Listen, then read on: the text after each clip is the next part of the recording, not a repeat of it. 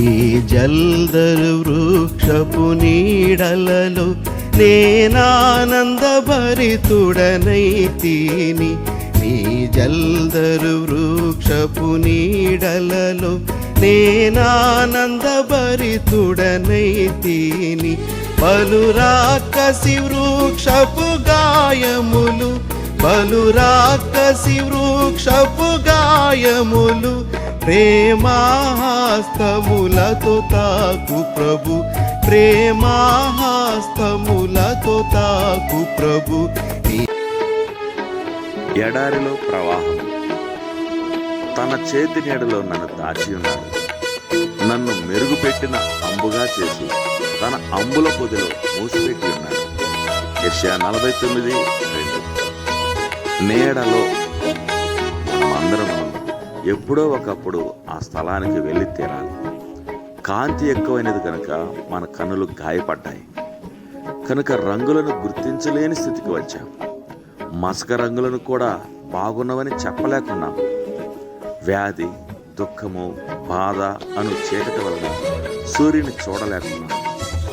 అయినను భయపడవద్దు, అది దేవుని హస్తమును, అంధకారమే నీడయే. ఆయనే నిన్ను నడిపించున్నాడు. నీవు నేర్చుకోవలసిన పాఠాలు ఆ నీడలోనే ఉన్నాయి.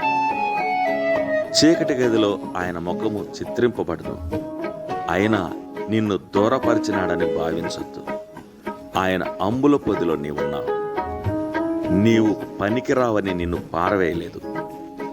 సమయం కొరకు కనిపెడుతూ నిన్ను సమీపించే ఉన్నాడు. అప్పుడు నిన్ను తన బాణం వలె త్వరగాను వేగరంగాను పంపి తన మహిమను బయలుపరుచుకుంటాడు.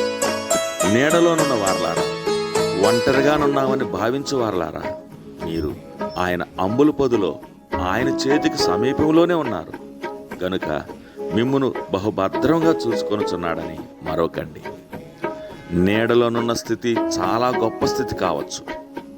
వేసవి రాత్రిలో వరిగింజ చాలా త్వరితముగా ఎదుగును. బయట ప్రకాశింపని గొప్ప సేవ నీడలో జరగచ్చు. సంధ్యా సమయంలో సౌందర్యంగా కనబడినవి కలవు.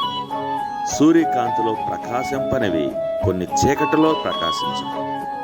మన బ్రతుకంతియు సూర్యకాంతి అయితే మన ముఖములు వాడిపోతాయి.